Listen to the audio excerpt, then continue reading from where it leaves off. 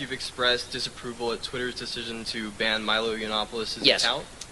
Keeping this in mind, do you believe that Simon & Schuster made the correct decision in canceling Yiannopoulos' book deal over his most recent scandal? And do you believe that a company should prioritize their shareholders in making a decision to protect their profits, or should they risk their business endeavors to promote free speech for people like Yiannopoulos? Okay, so I don't think that publishers have an obligation to print everybody's book. As somebody who's submitted many book proposals over many years, I don't think the publishers have an obligation to promote anybody's book if they feel they're going to lose money on it. As far as Twitter claims to be, its own sort of claim is that it's sort of a free speech haven, and so it seems to define its central principles wrongly by banning people. And then so, you know, and let me say for the record that as anybody who has watched me for the past year knows, I am no fan of Milo's. I have not been a fan of Milo's. I find Milo appalling, and I have for well over a year. I've stayed silent on this latest stuff because, honestly, you don't kick a guy while he's down. But the fact is that Milo, what's happened with Milo actually says less about Milo than it does about the conservative movement that I find troubling, right? I think that, just to give you a few examples of stuff that Milo's done over the past year, in a few weeks ago, he suggested to a Muslim girl in an audience that she shouldn't be wearing a hijab in America. As a guy who wears a funny hat every day of the week, I think that's awful, right? Milo's somebody who said that he called a Jewish journalist from BuzzFeed a thick as, what was it? It was a typical example of a sort of thick as pig shit media Jew. Right? Milo, on the day of my child's birth, sent me a meme of a black baby suggesting my kid was half black because I'm a cuck, because I'm not sufficiently supportive of Donald Trump. He's talked about how the alt-right is this wondrous milieu of intellectual decency and honesty, full of brilliant people, while openly acknowledging that the alt-right actually says that Western civilization and ethnicity are inherently connected. Right? He did all of this before all this stuff came down. So my only disappointment on all of this stuff is that, you know, I think that conservatives should have said this is all bad stuff a long time ago. I don't think that it should have taken tape of Yiannopoulos saying that 30-year-olds having sex with 13-year-olds is great in order for people to say this was not great stuff. So if the only standard on the right is, we'll accept anyone who pisses off the left, our only standard is you can't say that it's good for 30-year-olds to have sex with 13-year-olds, I think we can have a little bit higher standard. Yes, all right. I'm happy to take some questions. Are you going to go around if I pick people? Is that all right? Thank you. You keep jumping up. I feel like you need to get something out of yourself. Go ahead. Go ahead. No, I'm grateful. I'm just teasing. So earlier today, I watched an interview with Dave Rubin and Ben Shapiro, and he had mentioned. I'm sorry. Did you run out of sleeping tablets? I was waiting. Kind of boring, but one thing Ben said some actually pretty good things about you, but Dave said something that you're going on in February, and that he was going to bring up a discussion about maybe another scheduled or the first debate between you and Ben, if that were ever going to happen. Well, I've repeatedly said I'm happy to do it, but Ben keeps fibbing about it. You know, I'm a lot busier than he is, and sometimes I don't respond to his emails within 3 days. I'm sorry. I mean, he's not high on my list of priorities. He used to be famous. He isn't anymore. You know, I prefer to debate people who, like, you know, when you're sort of your star is ascending very quickly, as mine is. You're advised to be interviewed by people who are bigger than you, not smaller than you, which is why Ben sort of fell off my list of priorities. And I continue to hold out that offer to him if he wants to take it, but he started fibbing on his radio show saying I was a coward because I didn't respond to him for a week. Well, get over yourself, you know. You used to be hot shit, used to be the big thing. You aren't anymore. People are going to take a while to reply to you. I'm very happy to debate him, although I'm not sure he'll want to now that his access and influence has evaporated because Trump won. He didn't imagine for a second that Donald Trump would win, and now he has. You know, Ben's fucked for 8 years. Well, he deserves to be. He deserves to be, frankly, because he treated his own audience with disdain and contempt, and lost all of.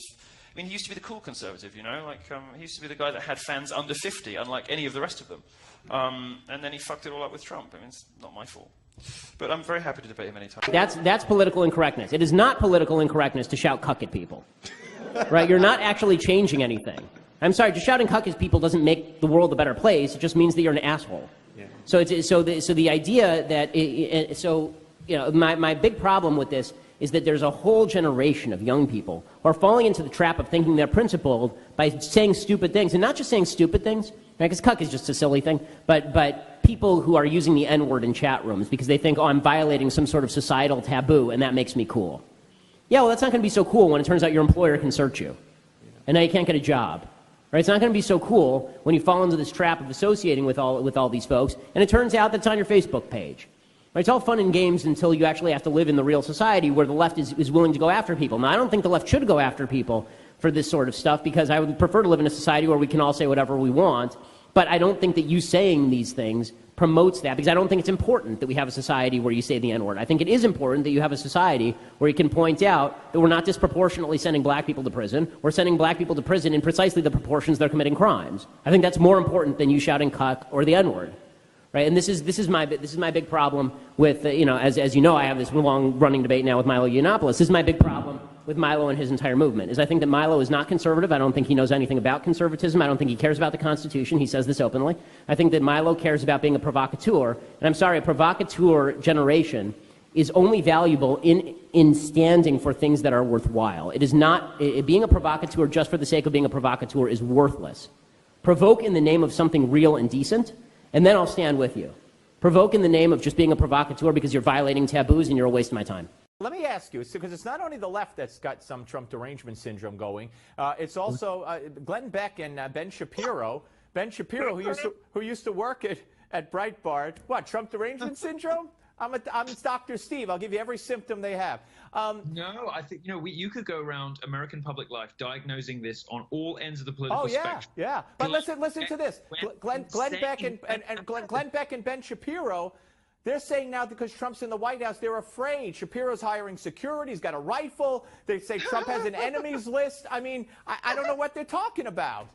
I mean, look, this is like the last gasp, desperate attempt to get attention from people who made a big, big bet. Shapiro and Glenn Beck both made a huge bet on the last election. They went in so hard against Trump that there's no way out for them now. And they have been cast into the political and media wilderness. You'll notice that, Ben Shapiro's only function in the media these days is to poop on Breitbart.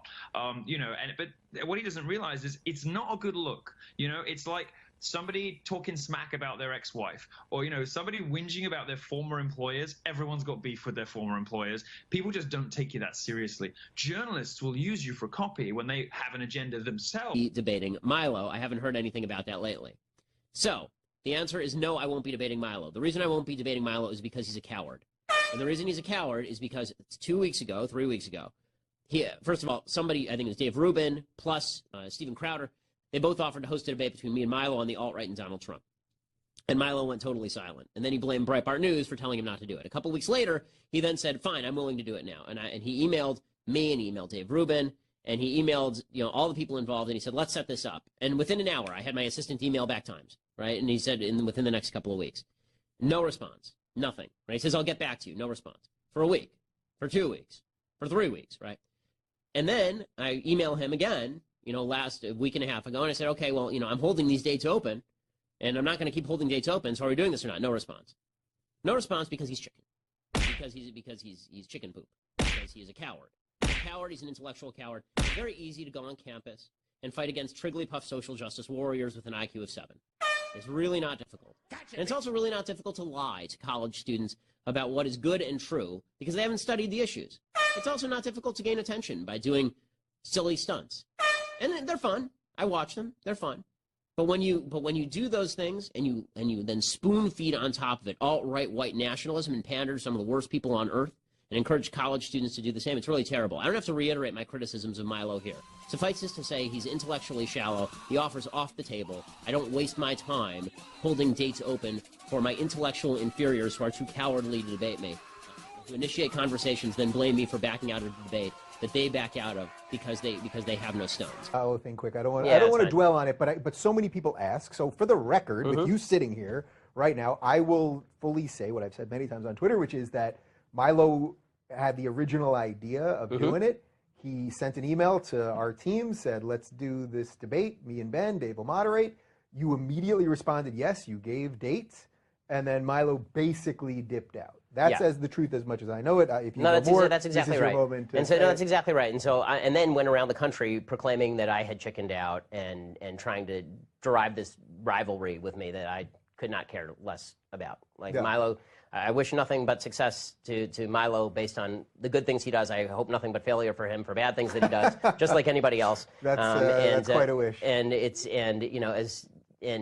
I'm not going to play Lucy in the football with him. I mean, he ducked out, he chickened out, and I mean, look, the fact is that even the fact I was willing to do it in the first place after he was tweeting pictures of me of a black baby on the day that my son was born because I'm a cuck, it was a bit generous, but. Now that I'm not gonna play that game. That's not my game. And the thing is, I genuinely like both of you, and I think we could have done something really good. Milo's coming back in February. I think my guess is that the ground is a little too scorched. Yeah, I'm not interested. But yeah, okay. Again, I'm not interested in doing the Charlie Brown Lucy routine so that he can go around the country proclaiming that he's brave after having chickened out. Yeah, so. And for the record, when he comes in February, I'll sure say the exact same thing to him, and he can say what. Yeah, that's fine. That's fine. It'll be very sophisticated and British. I'm looking forward to having a chat with somebody interesting and fun who I admire. I think he's smart. I think he's has a great intellect. To work out time that works for our schedules. We're both very busy. I'm busier, obviously, because I'm much more successful. Sorry that he's going to be so totally and utterly humiliated by a faggot in debate, but what can you do? No, I'm gonna. You want to what? No, I haven't asked me about this Texas Tech. This is a very, look, this is a very weird situation that happened, right? I didn't reply to an email for 2 weeks because I'm busy and I was doing stuff like this. No, whatever, I'm not bullshitting it. I'm not bullshitting it. I think my inbox has about 30,000 unread emails at the moment. I didn't reply for 2 weeks, as I very often don't. And then I hear that Ben has published a video saying I'm a chicken and I won't debate him, which I never said. We hadn't fixed a date yet. I wonder whether it's because did he decide he didn't want to do it in the end or whatever, but the invitation is open. Bring it, Ben.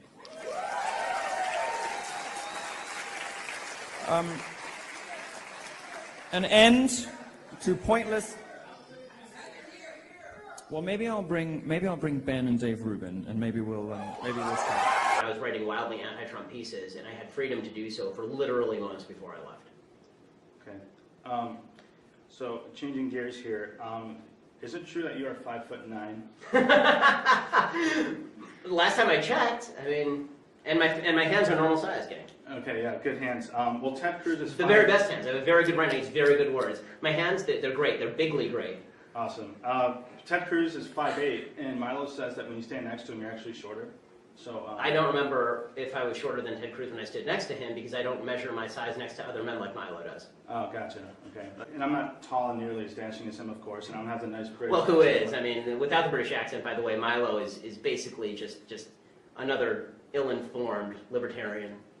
All right, Milo. He's definitely going to see this stuff. I know. I mean, look at the quality that you have on the right. I mean, we joke about Ben, but Ben is one of the sharpest minds in media in this country. He's an incredibly fucking smart guy. Really fucked it up with Trump, and now his career's gone. But he's a very smart man.